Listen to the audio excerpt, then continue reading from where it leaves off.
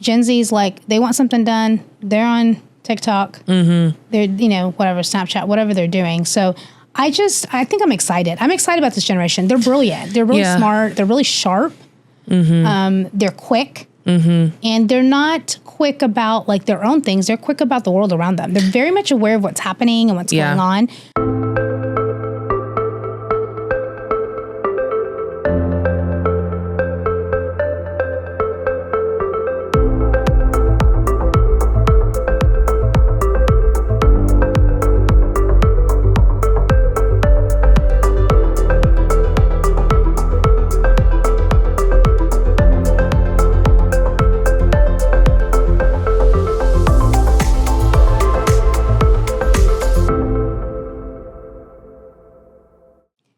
So, Taryn, we have now officially reached Gen Z. We have. So, 1997 to 2012. So, the youngest are 12. The oldest are 27. So, we still have about 10 years until the youngest kind of enter the workforce. Right. Lot to learn about this generation. We kind of just know a little bit about the older ones. Not really sure what's going to happen with the younger ones. That's to be determined. Right. In the next 10 years. A lot can happen in the next 10 years. I think about world events. Even everything that's going on now. What's gone on the last 4 years. Correct. Yeah. This election, world events, things happening. So they're very young, but they have brought a lot to the table. They have. As a generation. And I think even more so than Gen X, millennials have, they just brought a lot to the table. I think one thing that stands out for me with Gen Z is like, there's this like certain level of expectation that they have things to be done quickly. One thing with this generation is like they're one search away from an answer to something, right? They go to Google or TikTok or wherever. They're one search away from a result of looking for something. And so it's almost like there's that need for answers and for solutions immediately. So I think that that's certainly going to impact the workforce. Yeah. So interesting. Gen Z has the highest Ivy League school dropout rate. Really? Yes. Of any other generation, which I think is interesting because it seems like they're very much free thinkers. Structure is not necessary for them to operate at their best, at their peak, which corporate is very structured. It's getting a little bit more lenient, but it is very structured. And so it's going to be interesting as they enter the workforce, how they're going to adapt. Or will companies have to make a lot more changes? I feel like they're going to have to make more changes than what they have, because you have such a large group of millennials that have pushed for different changes and things in the workplace. And then you have Gen Z that's pushing even more, and they're not waiting around either for change to happen. It's like, it's either there and they're a part of it or they're gone. And I think what's interesting from my perspective is that the organizations that are adapting and making a place for Gen Z to, bring their strengths to the table and to bring about, changes that the ideas, innovative ways to the table. I think those are the companies that are going to continue to be around longer, than those that are a little more closed off to it. Sure. I can also see them having to, so when millennials wanted to change things, it took time. They were not quick with us. We had to kind of fight. And then it was like, yeah, that's on the agenda, but maybe in a couple of years. With Gen Z, they're like, no. This change needs to happen now because this is not right. Yeah. So like correct the wrong. Right. And that's what I'm saying. Like they expect it to be done. Yeah. Like here, I'm recognizing this issue. I expect it to be done. But the other thing too is like, we're not seeing Gen Z stick around for the change. Like they're not going to stick around long. Sure.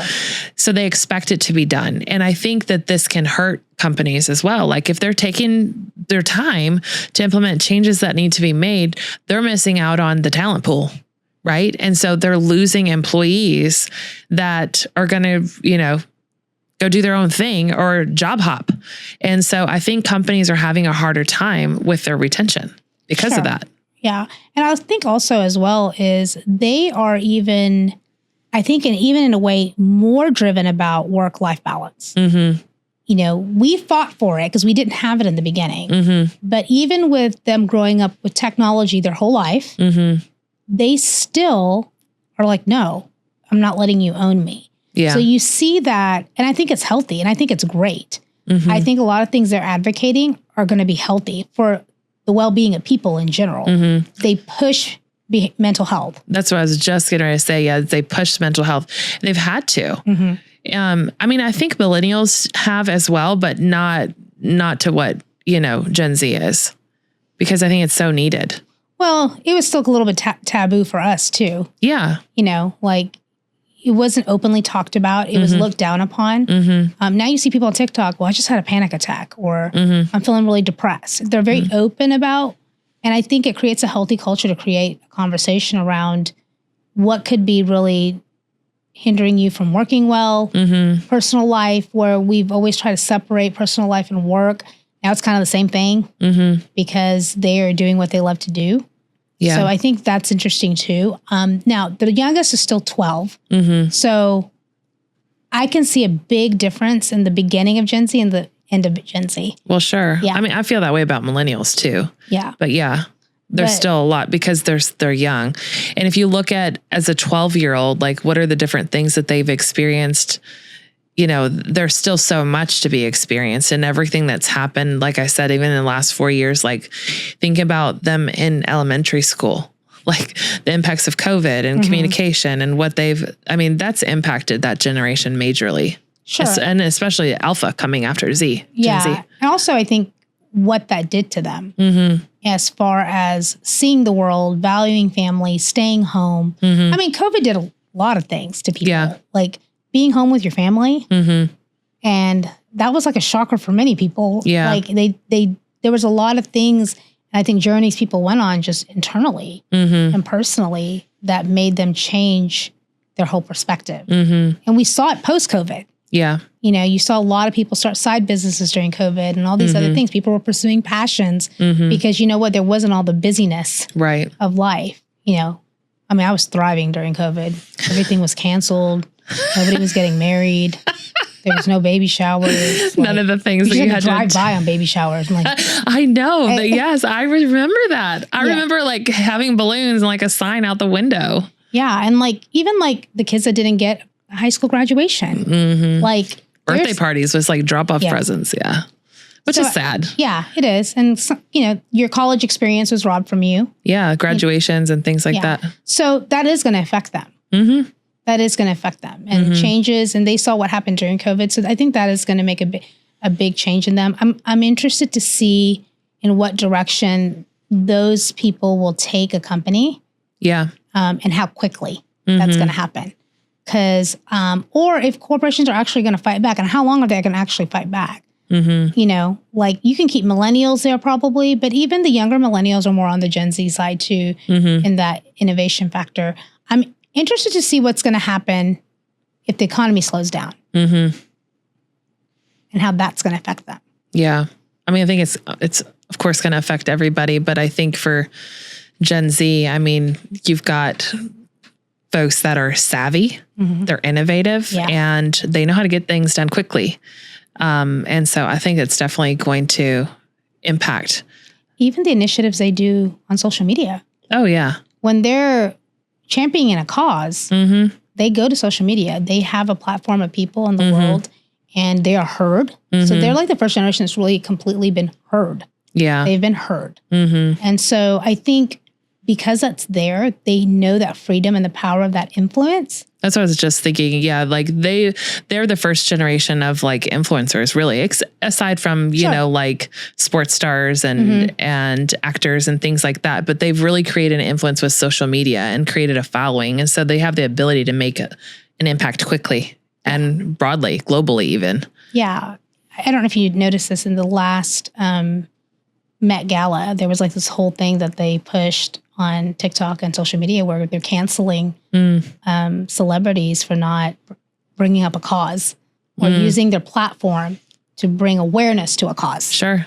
And how quickly that caught on. I mean, I watched it from afar, obviously, but like, it's that, hey, no, our expectation is this. That you use your influence, to get behind your cause. And they do that too with their own influence. They do like use their platforms to whatever their cause may be. So, not so much the millennial way of doing things, or definitely not Gen X or Boomer, for sure. So, you know, like, I don't know what Boomers' way of getting stuff to commercials. I mean, I don't know. I don't know what their platform was. You know what I mean? Like, I don't know what that was. Billboards, networking, maybe.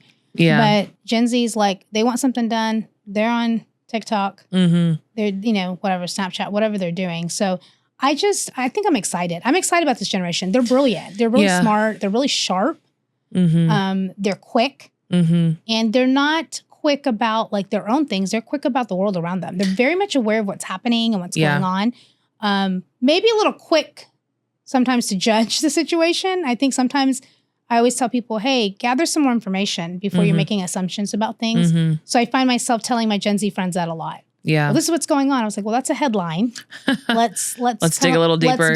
Let's dig a little deeper before we get emotions involved and, you know, call the brigade out, because I think they're quick to get behind a cause, but not get all the information sometimes. Yeah, there's a lack of understanding there for sure. Now that could not be everybody. That could be just what I'm seeing, but which is dangerous, because you know why that's happening? Information has always been available immediately. So the information they're getting, they're assuming is accurate. But we know now that there's tons of information out there, and a lot of it's not accurate. Right. Well, and I think too, you know, as they are quick to make a judgment, but they're also quick to ask questions too. And when it comes to like the communication style of Gen Z, it's like they are quick to ask questions, and they question everybody and everything, which I think sometimes in the corporate spaces, folks aren't always ready for that. Like, especially a baby boomer, you know, why are these youngsters coming in here questioning everything that we're doing about the business? Well, shouldn't they be questioning? 100%. You know, and so I think that that's a healthy thing, but something that's their communication style is that they are going to be questioning things because they're putting their time and effort in it. They want to be able to get behind it. Yeah. Well, with boomers, it's like, stay in your lane.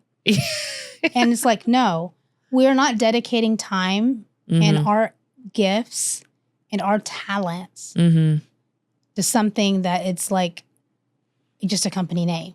So I think they have every right to ask questions. I think it's good the corporate culture is shifting and changing. Yeah. I think it's for the benefit. I think the more transparency there is, the more communication there is, the more vision casting there is, the more accountability there is, I think it's going to be good. I think it's better. Yeah. And I think it's healthier. Because I think sometimes you can hide some things, and then you find yourself aligned to things that you don't want to be aligned to. And so it gives them the autonomy. But I just don't know how much corporate culture will have to change for you to keep Gen Z. Yeah. Because they want to work when they want to work. They're autonomous. Right. Flexibility is what they're looking for. Flexibility is their big thing. Yeah. And I just don't know, with some of the corporate jobs, you know, you can provide flexibility, but you know, with some, you really can't. Yeah, depending on what the job is. Sure. And yeah, I mean, they're looking for that. And it's like, if companies are not offering that, or you don't have some type of hybrid model, I think what we're going to see is the corporations that expect people to be there to be able to get the job done, you're going to have less and less of that generation. So I honestly think that some of those companies, their business model is going to have to completely shift. I agree. And it's going to have to. I think also they have causes outside of their work. There's causes they're involved in and they're passionate about. So they don't want to spend 10 hours at work. Yeah. You know, there's causes and things they want to do. There's relationships they're trying to build. So I think that is important to them. And for most people, it doesn't matter how high the number is. They just like, ew, no. Yeah. Like, I want to move. I want to travel. I think that's the same for millennials too, though. Yeah. It's like, you and I talked about this before. I remember sitting down with, you know, bosses and supervisors previously, and they'd be like, okay, what's your 2-year plan? What's your 5-year plan? And I'm like, not to be here. Like, How do you get that promotion without saying that, And so it's like you want to work, you want to contribute, but at the same time, you don't really see yourself because it's that desire to follow your passions. And it's not always like just working the same job and staying with the same organization. And so I think it's going to be interesting to see as Gen Z continues to grow and join the workforce. And it's going to be interesting too to see like the more innovative, technology companies, things that are coming. I mean, especially with AI. I mean, AI has done so much. It's exploding. I mean, you and I talk about it. We were just talking with somebody on our team about like, okay, hey, AI can help us do this. Like, I think that's going to be something that continues to impact especially Gen Z, but just the workforce in general in these next 10 years. And if you're not paying attention to it as an organization and benefiting from it, and, I really think you're missing out on efficiency. And saving money, manpower, empower money. But I think also too, corporate America, their whole concept has been, like people would tell me, well, Julie, you know what? The worst thing in corporate America is to be great at your job because corporate America rewards good employees with more work. That's not going to fly. Mm-hmm. They don't want to be rewarded with more work or more responsibility. Right. Like everyone doesn't want a promotion anymore. It's not like it used to be. Like Gen Xers were looking for that promotion. It was considered flattering. Yeah. And now, like, I don't know if you saw this article where they were saying that they're giving promotions and changing the position name, but not giving a raise. Mm-hmm. Who's taking that role? Not me. Yeah. Not I. Yeah. I don't want a promotion. I don't need a name if you're not going to pay me for the work and the responsibility that it's going to create. Mm-hmm. And so where does that model come from? That comes from a generation where recognition was important. You lost that with millennials and you lost that with Gen Z. Yeah. So if somebody came to me and said, hey, we're giving you a promotion, but there's no raise involved, I would probably just laugh. Like what does that even mean? Yeah. So the value system has definitely changed. Mm-hmm. And because I feel like I can hear a Gen Xer tell me, what's the opportunity?